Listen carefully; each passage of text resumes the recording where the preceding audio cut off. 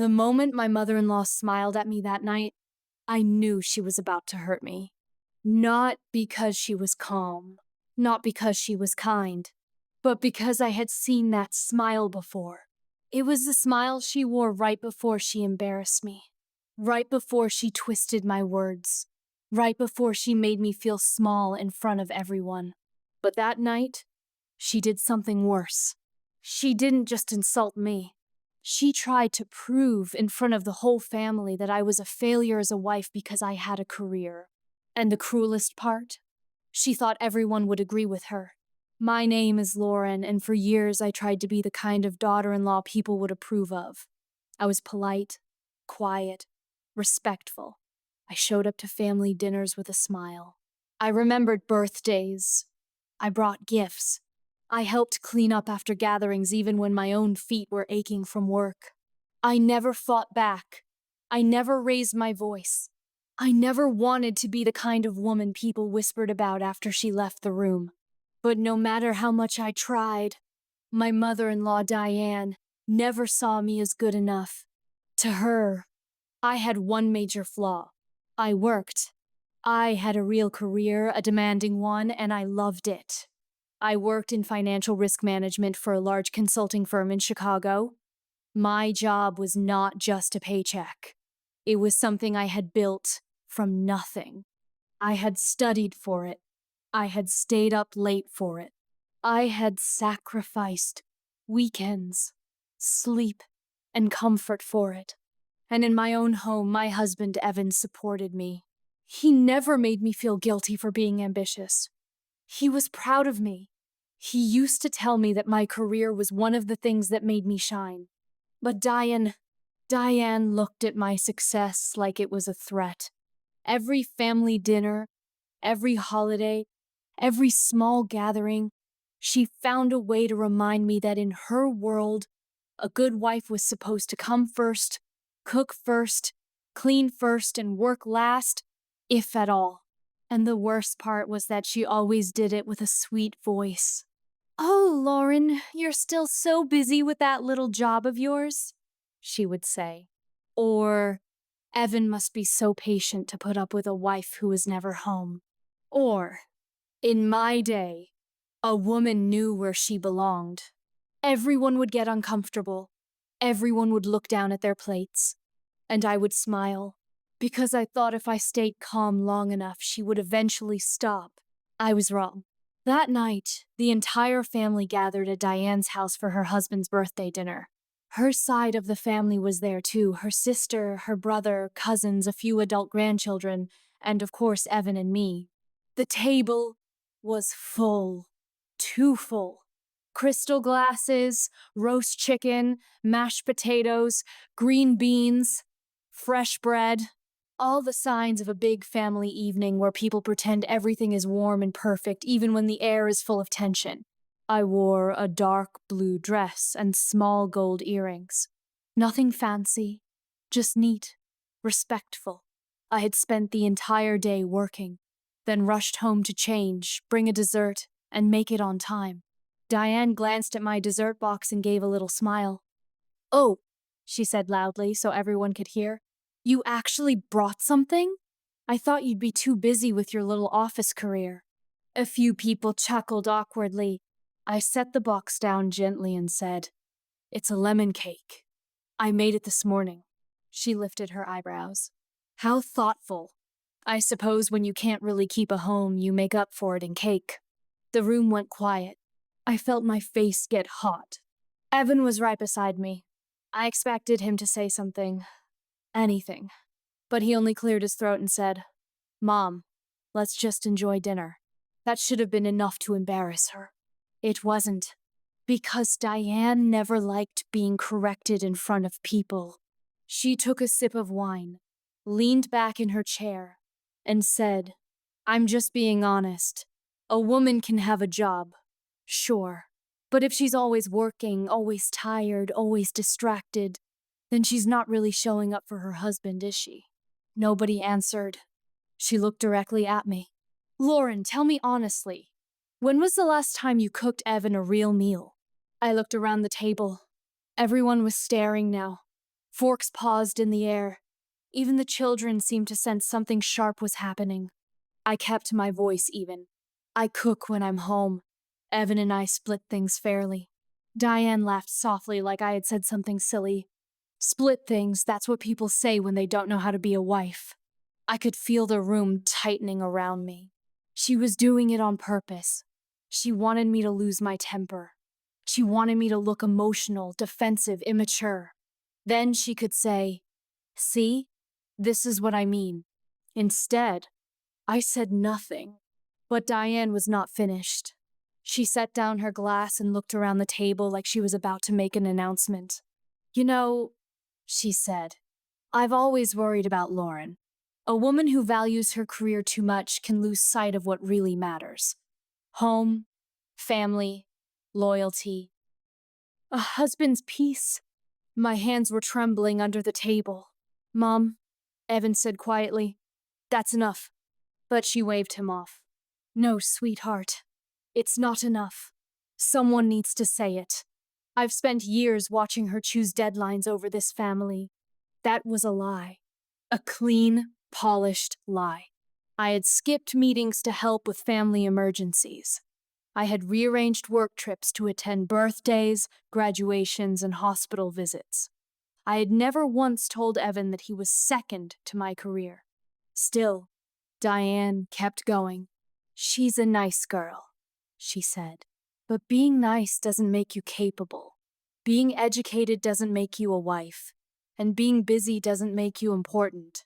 That last sentence hit like a slap. I stared at my plate, my throat tight. Then she did the thing I never expected. She reached for a manila envelope sitting at the side of the table and held it up. "I actually wanted to bring something up tonight," she said, "since everyone is here." A cold feeling moved through me. She smiled. "This house, the lake property, the family investment account, there's been a problem." The room changed instantly. Every relative leaned in. Diane continued, "We received notice from the bank this afternoon. There's a serious issue with some of the paperwork tied to the refinancing and the trust structure. Apparently, if it isn't resolved quickly, there could be delays, penalties, and possibly even a freeze on some assets." The table exploded with questions. "What kind of issue? How serious? Can it be fixed? Who handled the paperwork?" Diane raised her hand for silence. "Well, that's the unfortunate part. The accountant has been transferred. The attorney is out of town. And the bank said they need someone to review the exposure immediately." Then she turned to me, directly. Her face was calm, almost pleased. "And that," she said, "is why I wanted Lauren here tonight. Since she's always so busy with finance, I thought maybe she could explain this mess." I blinked. "What?" She set the envelope on the table and tapped it with her finger. "If all that career ambition has taught her anything useful, now would be the time." The room went still. I could hear my own heartbeat. She was not asking for help. She was setting me up, because Diane had spent years talking about my little job, like it was irrelevant. Now that her family's money and property were in danger, she suddenly wanted to weaponize my career in front of everyone and see whether I would fail under pressure. She probably thought I would panic. She probably thought I would stumble through it, make a mistake, and prove her point that women like me were all talk and no substance. I slowly looked at the envelope. Then I looked at Evan. He looked confused, concerned. "This was not what I expected," he muttered. I asked Diane very calmly, "Did the bank tell you the issue was urgent?" She gave a tiny shrug. "They implied it." "So you have the documents here?" "Yes, all of them." She nodded. "Then let me see them." There was a brief pause. Diane smiled again, but this time it was colder. "Of course, since you're always telling people how smart you are." She slid the envelope across the table. I opened it. Inside were photocopies of trust documents, a refinance summary, a bank notice, and a few handwritten notes. My eyes moved quickly, too quickly for anyone else to follow. But to me, it was obvious almost immediately. This was bad, very bad.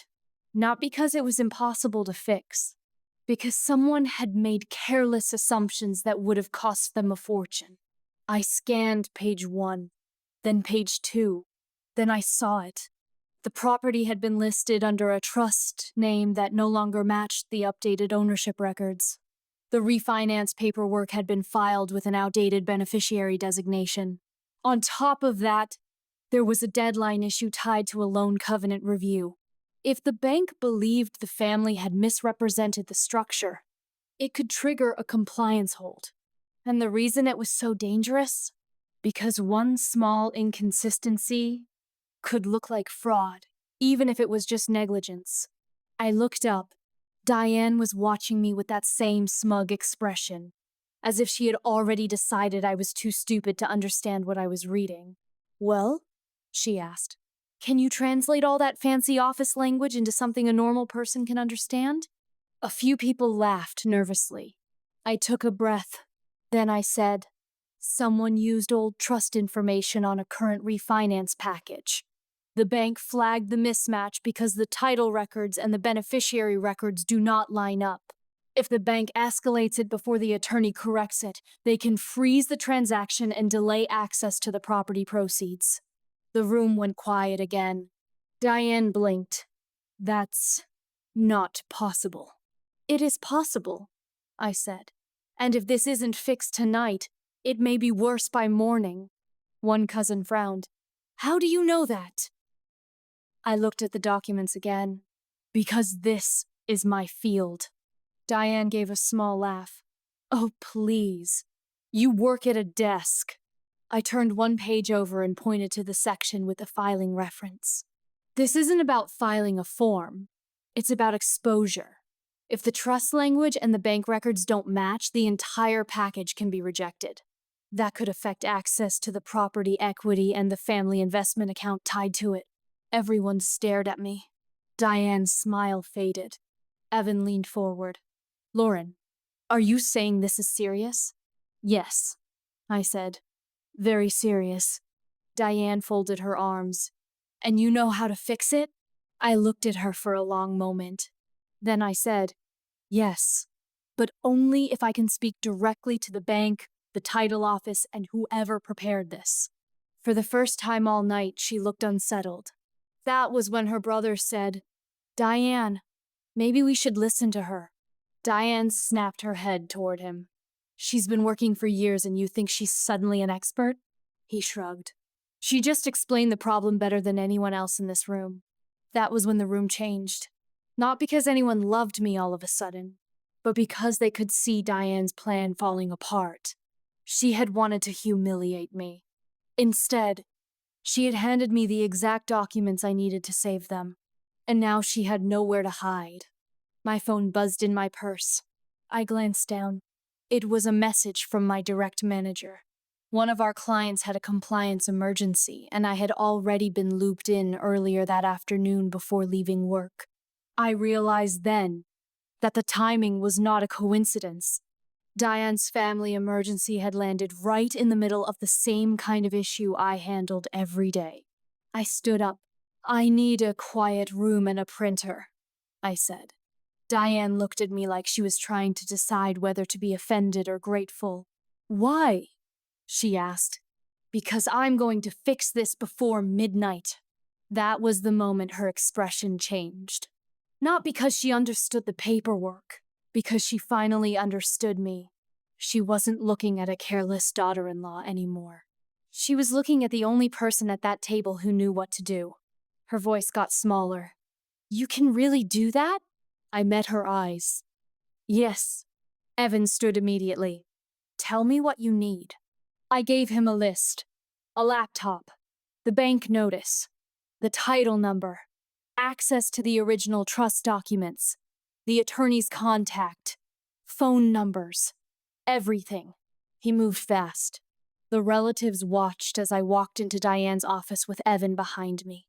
The quiet in that room was thick. My hands were steady now, because this was what I knew.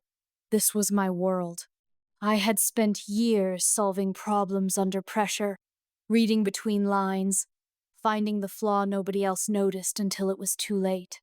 I connected to the printer, scanned the documents, and started tracing the mismatch. Within minutes, I found the source. The trust had been amended 2 years earlier after Diane's husband retired, but the refinance package had been prepared using the old entity name. The bank's system had flagged the transaction because the beneficiary documents were consistent in one place and inconsistent in another. I made the call myself, not to the family, to the bank compliance officer. I introduced myself, explained the issue, and stayed completely calm while I walked them through the corrective path. Then I called the title office and requested a rush-corrected certification. Then I reached out to the attorney's emergency line and left a message so detailed there was no way they could miss the urgency. Evan stood beside me, silent, watching like he was seeing me for the first time. After I hung up, he said, "I had no idea this was what you do all day." I looked at the screen. Most people don't. They just assume I sit in meetings and answer emails. He let out a small breath. "You're incredible." I didn't answer. I was too focused. For the next 40 minutes, I worked. I redlined language. I compared records. I drafted a corrective summary. I emailed the documents to the bank. I created a timeline so the issue could be resolved before the next business day. And slowly, one by one, the problems started to bend. At 10:17 p.m., the compliance officer called back. At 10:26 p.m., the bank agreed to temporarily hold the escalation while the corrected documents were reviewed. At 10:41 p.m., the title office confirmed the updated record could be processed. And at 10:58 p.m., the attorney finally returned the call and verified that I had identified the exact issue. When I walked back into the dining room, the whole family looked up. Diane was sitting there as if she had aged 10 years in 1 hour. "What happened?" she asked. I placed the corrected summary on the table. "It's under control," I said. "The bank is holding the file. The title office is processing the correction. The attorney has the amendment ready to file." "Your assets are not in immediate danger." A murmur spread around the room. Someone actually exhaled like they had been holding their breath for an hour. Diane's lips parted, but no words came out. Finally, she whispered, "You did all that?" "Yes." Her eyes moved over my face, then down to the papers, then back to me. And for the first time in all the years I had known her, she looked unsure of herself. But I wasn't done. I had one more thing to say. I stood in front of the table and looked at everyone, including her. "I want to be very clear," I said. "What happened tonight was not luck. It was not a coincidence. This is my work. I do this every day.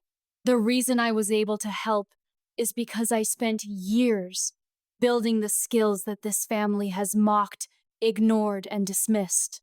No one spoke. I kept my voice calm. "I have never asked for applause. I have never needed anyone to call me successful. But I'm tired of being treated like my value ends where my job begins." The room was silent. I looked directly at Diane. "You told everyone I was a failure as a wife because I have a career. Tonight, that career protected this family from a financial disaster. So maybe the problem was never my career." Her eyes filled, but she still said nothing. I nodded once. "Maybe the problem was your assumption." That line landed hard. Even the cousins looked down. Diane swallowed.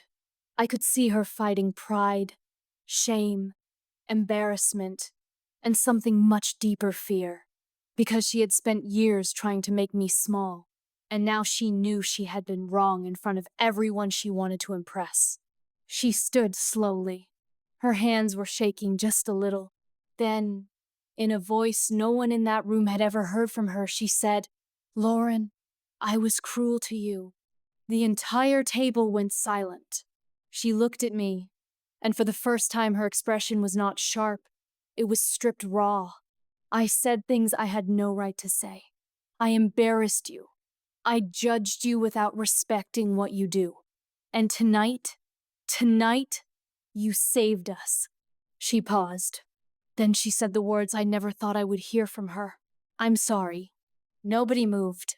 Nobody breathed. I could feel my heart pounding, not from victory, but from the strange and heavy weight of finally hearing the apology I had waited so long for. Diane's voice cracked just slightly as she continued. "You are not a failure. I was wrong." I let the silence sit there for a moment. Then I answered softly, "Thank you." That was all. Not because I had forgotten everything she had done. Not because I suddenly trusted her, but because I had no desire to humiliate her the way she had humiliated me. I did not need revenge. I had truth. I had dignity. I had proof. And that was enough. After the family left and the house became quiet, Diane came to the kitchen while I was packing up my things. Evan was standing beside me, still looking at me like he was in awe. Diane stopped near the counter, her voice small. "I thought," she said slowly, "that if a woman worked that much, she was choosing everything else over her family." I zipped my bag and looked at her. "I choose my family every day," I said. "I just don't choose to disappear in order to prove it." She nodded, and for once she didn't argue. Evan reached for my hand. He squeezed it like he was trying to say all the things he couldn't put into words. On the drive home, the car was quiet for a while. Then he said, "I should have defended you." I looked out the window at the dark road. "Yes, you should have." He nodded immediately. "I know." I turned to him. "But I need you to understand something. I didn't save them tonight to earn their approval. I did it because I was the only one who could." He looked at me, eyes serious. "And I'm proud of you." I believed him. Maybe because his voice was steady. Maybe because he finally understood that loving a strong woman is not a burden. It is a privilege. When we got home, I took off my shoes, sat on the edge of the bed, and let the whole night settle over me. I thought about all the times I had been made to feel too much and not enough at the same time. Too ambitious, too independent, too busy, too focused, too difficult. And yet, when everything was on the line, I was the one they needed. That is the thing about people who are underestimated. They are often the ones who carry the solution in silence. Not because they want to be praised, but because they have learned how to survive in rooms that never plan to respect them. A week later, Diane called me. Her voice was different, softer. She asked if I could help her understand some of the family financial records because she didn't want to make assumptions again. And I wish I could say that everything changed overnight. It did not. That would be the easy ending, the kind people like to hear because it feels clean and satisfying. But real life does not always become kind just because someone finally says sorry. The apology happened, the truth came out. Diane's voice had shaken. The whole family had seen it. But the next morning when I woke up, I still felt the weight of all those years. Because one apology cannot erase every insult. One moment of respect cannot heal every wound. And one good night cannot suddenly make people understand your heart.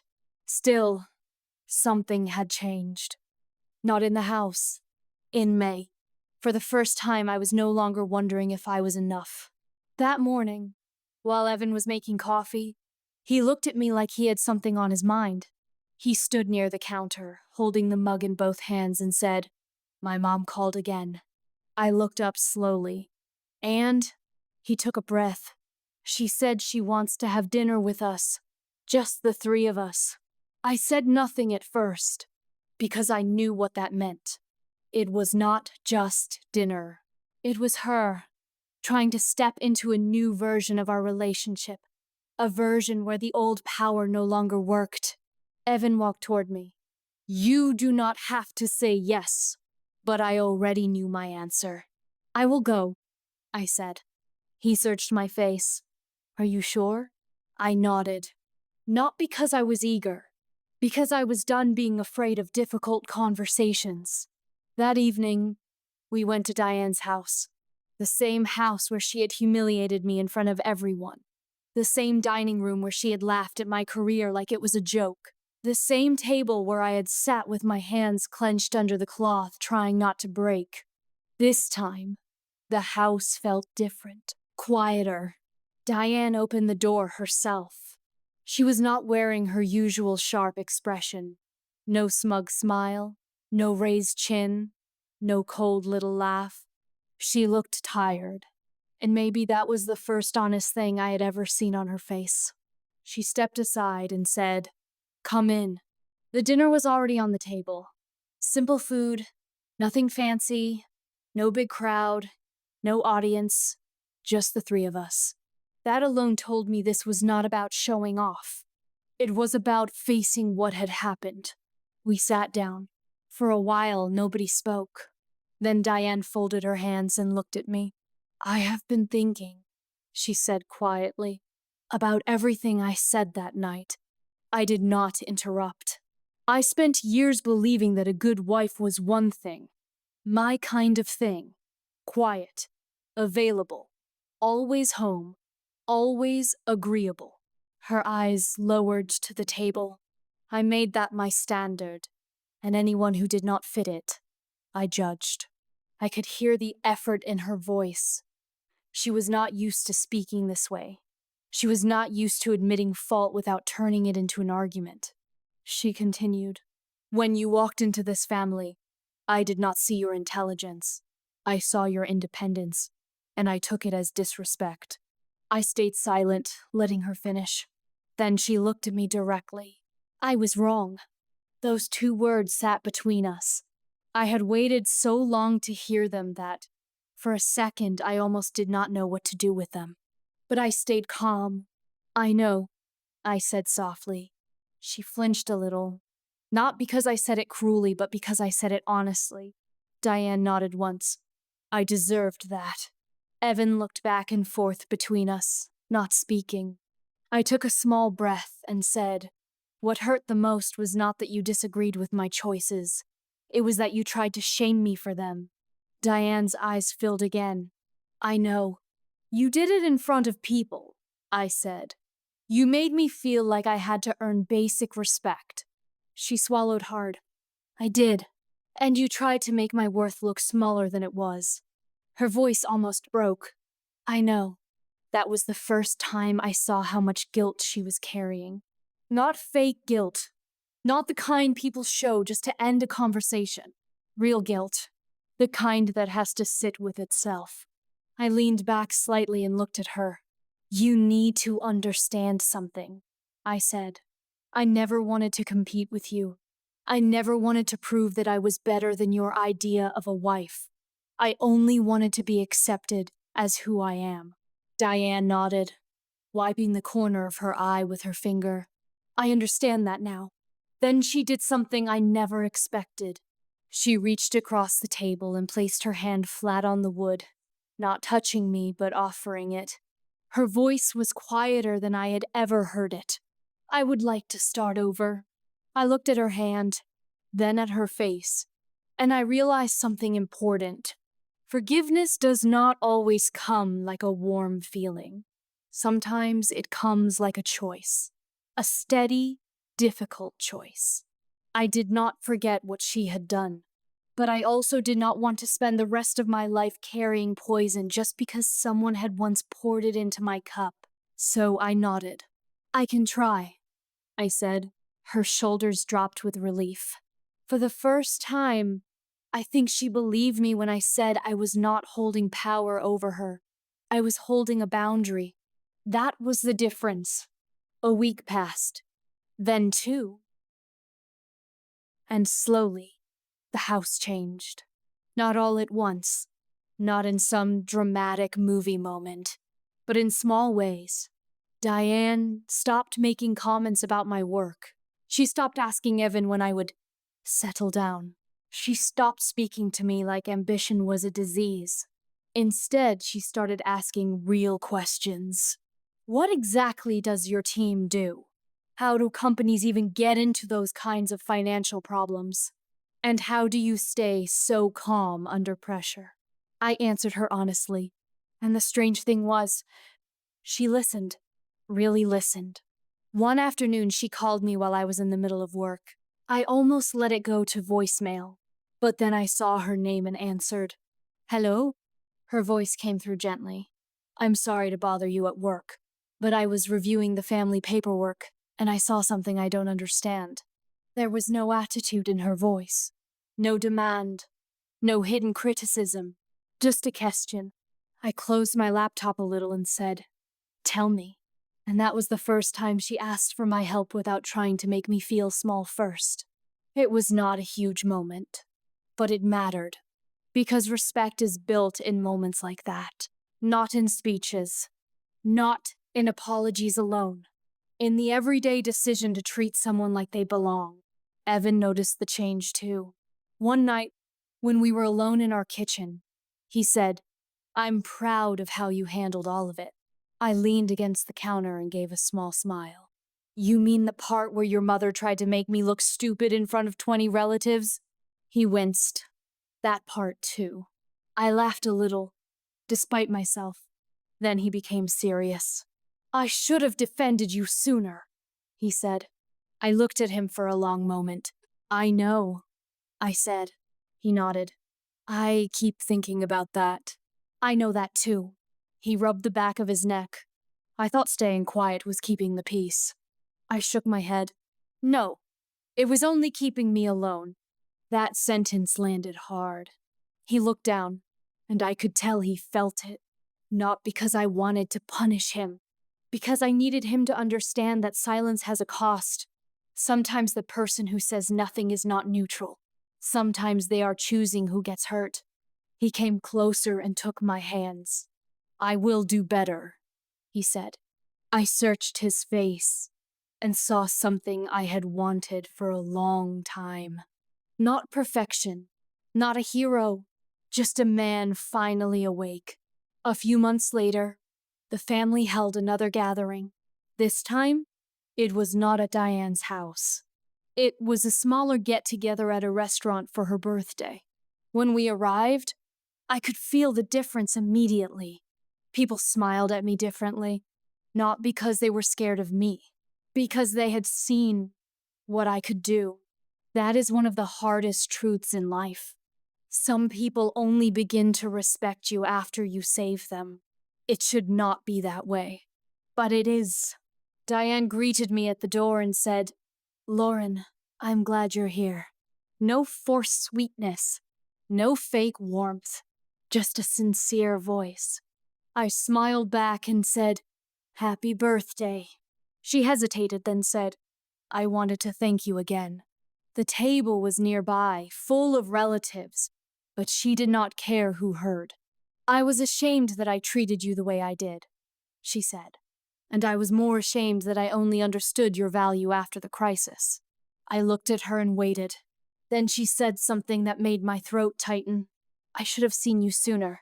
I did not cry, but I felt it, because those words meant more than the apology itself. They meant she was finally seeing the truth, not the version of me she had invented, the real me. Later that night, one of the younger cousins pulled me aside and said, Honestly, you were the coolest one at that table. I smiled at her. She added, My mom says women have to choose between being successful and being respected. You proved that's nonsense. I laughed softly. That idea is nonsense, I said.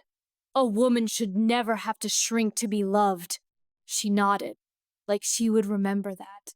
And that made me think, maybe the real victory was not that Diane apologized. Maybe it was that someone younger had watched the whole thing and learned that a woman's value is not measured by how convenient she is. It is measured by who she is. Her mind, her character, her strength, her honesty, her ability to stand tall, even when people try to bend her down. As for me, I kept working. I kept building. I kept showing up for the life I had chosen, not the life someone else had approved of. Mine. And every so often, I still think back to that night. The table, The envelope, the smug smile, the silence. Then the moment everything turned, the moment Diane realized the woman she had mocked was the only one who could save her. People like to think power is loud. It is not always loud. Sometimes power is quiet. Sometimes it sits through humiliation without breaking. Sometimes it opens a file, finds the mistake. A few months after that birthday dinner, I thought the worst of it was behind us. I was wrong again. Not because Diane went back to the way she used to be. She did not. Not because Evan stopped supporting me. He did not. The next problem came from somewhere I did not expect. It came from the family itself. And this time, it was not Diane creating the damage. It was the quiet way the relatives had been watching me all along. After the apology, after the crisis was fixed, after everyone saw I was capable of saving the family's finances, the atmosphere changed in a way that felt almost unreal. People who used to ignore me suddenly remembered my name. People who used to smile politely and then turn away now asked me questions. People who used to treat my work like a joke now acted impressed. It should have felt good, and part of it did.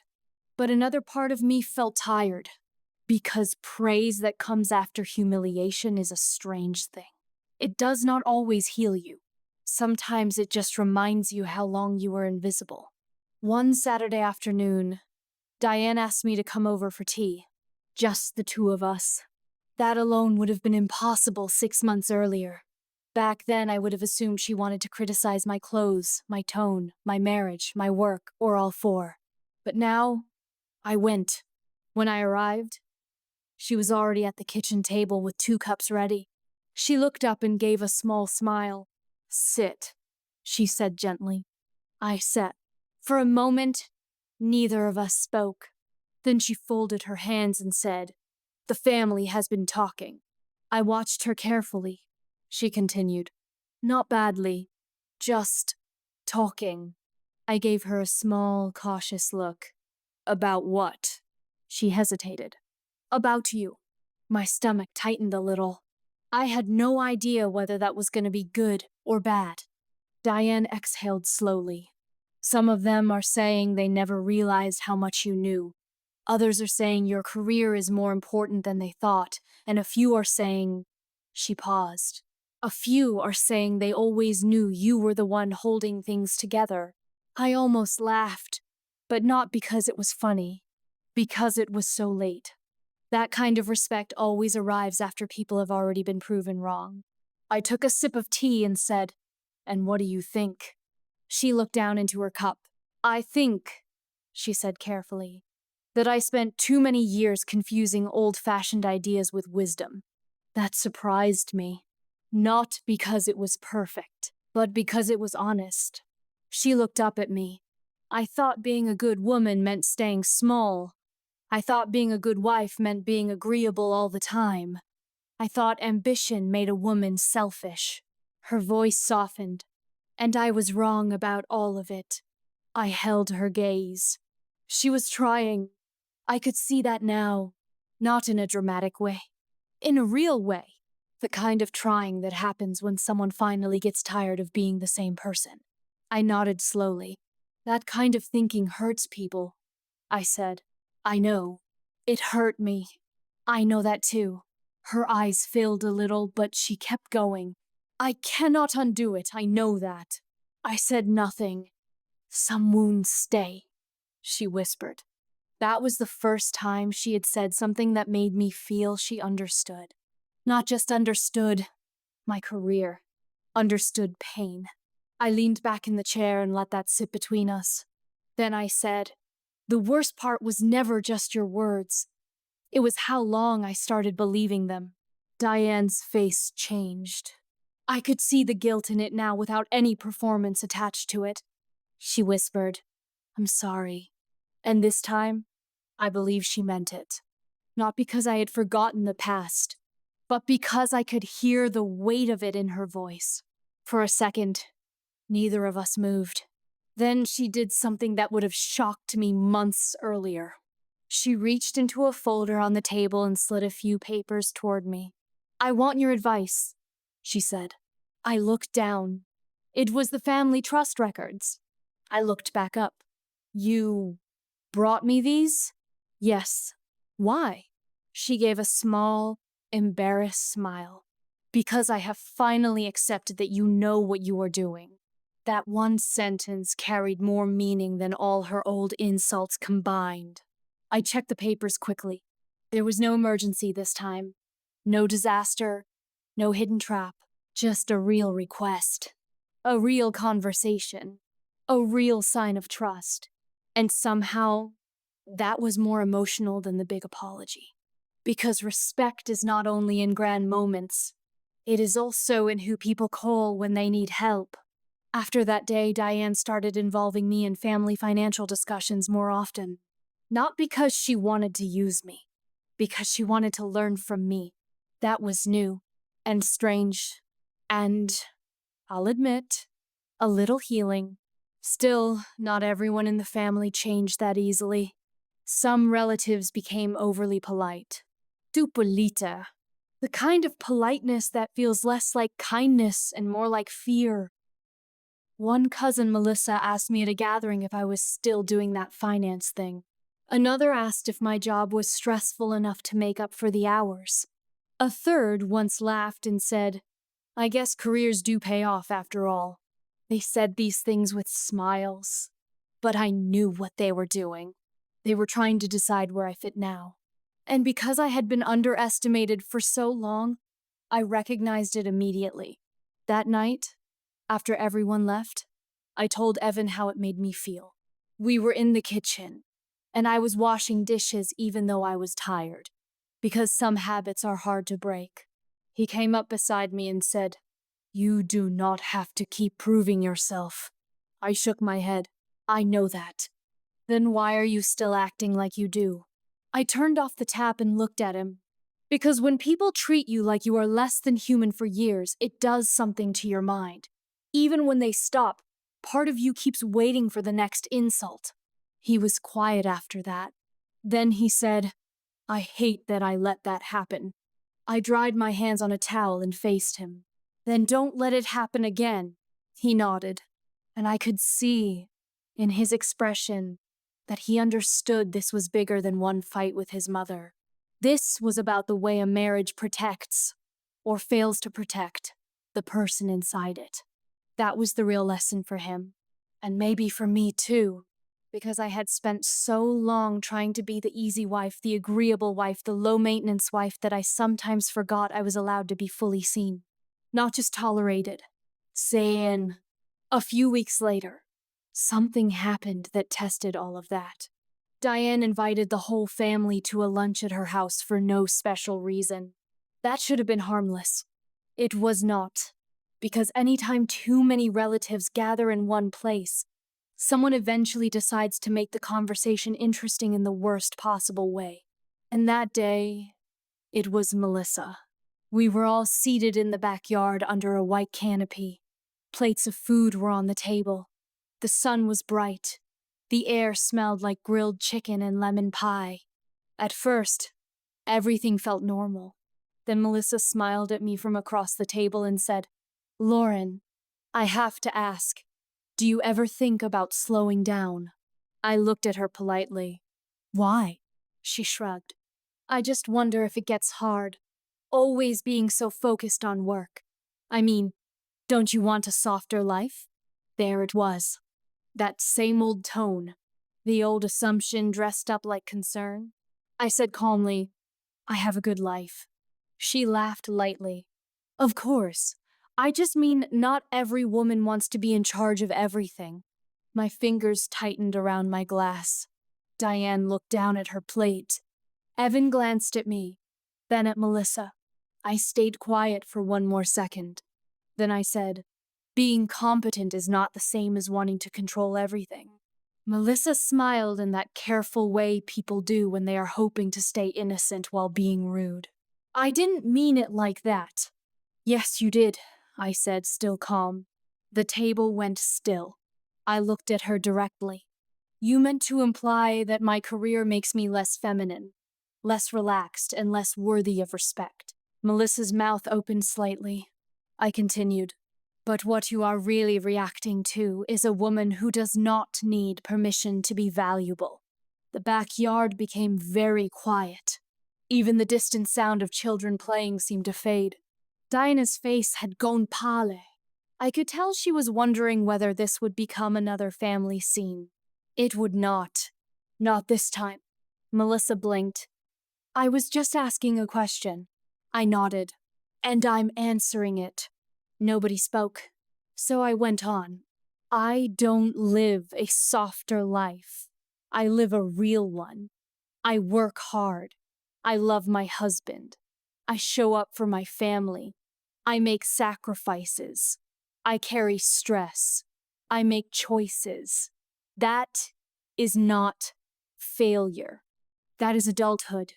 Melissa looked embarrassed now. Good. Maybe she needed to be. I did not raise my voice. I did not make a scene. I simply refused to let her hide behind fake concern. That was the first time I saw something shift in the younger relatives, especially the girls. They were listening, really listening. And I realized then that this was bigger than me. A woman standing up for herself in one room can change what another woman believes is possible in her own life. That thought stayed with me long after lunch ended. Later that evening, one of the younger nieces came up to me privately while the others were inside. She was maybe 19. Quiet, sweet, the kind of girl who seemed to be constantly apologizing for taking up space. She looked nervous when she approached me. "Can I ask you something?" she said. "Of course." She twisted her fingers together. "Do you ever feel guilty for being ambitious?" My heart softened immediately, because I knew that question. I had lived that question.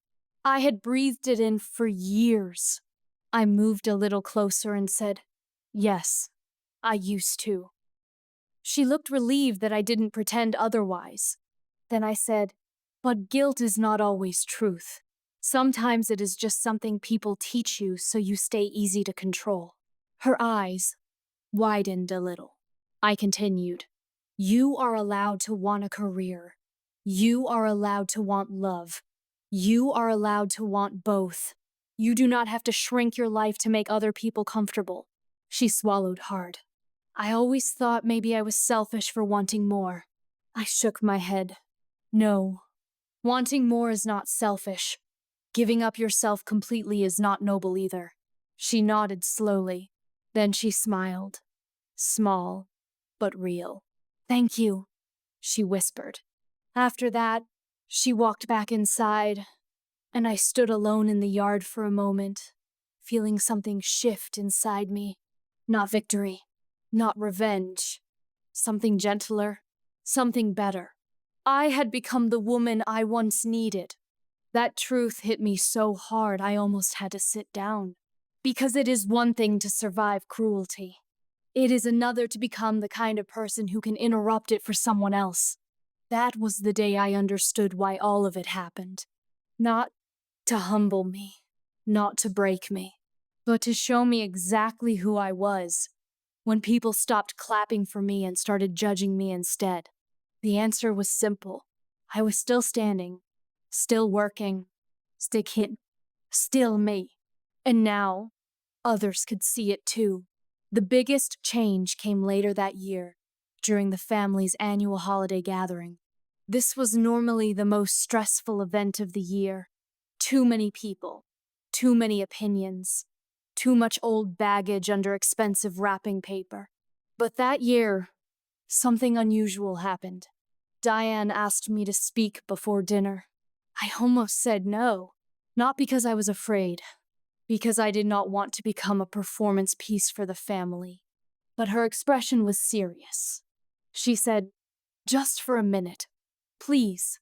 So I stood in the living room with everyone watching. And Diane, the same woman who once called me a failure, looked around the room and said, "I want to say something before we eat." The room quieted. She looked at me. Lauren has taught me more this year than anyone else in this family ever has. Nobody moved. She continued. She taught me that competence should never be mocked. She taught me that independence is not disrespect. And she taught me that I was blind for too long. I could feel every eye in the room on me. Diane's voice remained steady. I owe her an apology that I should have given long ago. And I want all of you to hear me say this clearly. I was wrong to judge her for working. I was wrong to embarrass her. And I am grateful she had the grace to forgive me enough to let me learn. The silence after that was deep. Then she turned to me and said, "Thank you for not becoming bitter." That almost broke me, because that was the part no one ever thanks you for. The part where you could have become hard, but chose not to. The part where you could have returned cruelty for cruelty, but did not. I gave her a small nod, and then, in front of everyone, she said the words I would never forget. "We are lucky to have you in this family." This time, the room responded, not with awkward silence, with real emotion. A few people nodded. Someone smiled. Someone else actually clapped. And then, slowly, I felt the tension leave the room. Not all of it, but enough. Enough to matter. That night, after everyone had eaten and the house was quiet again, I stood by the window with a cup of tea and looked out at the dark yard. Evan came up behind me and wrapped his arms gently around my waist. He rested his chin near my shoulder and said, "You changed this family." I smiled faintly. "No," I said.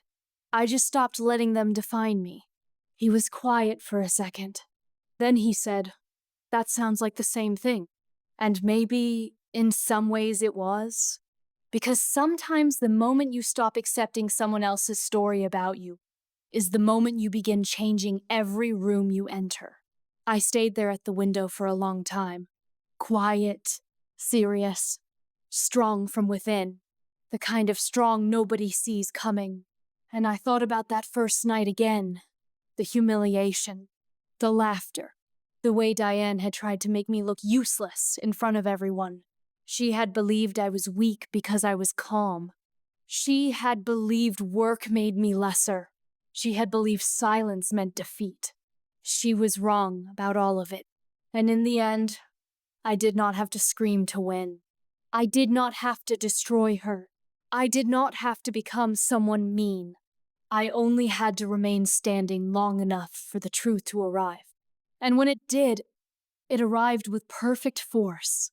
Because the woman she called a failure was the same woman who solved the crisis, protected the family, changed the atmosphere, and gave the younger women in that house a new idea of what strength could look like. Not loud, not cruel, not desperate for approval, just steady, just real,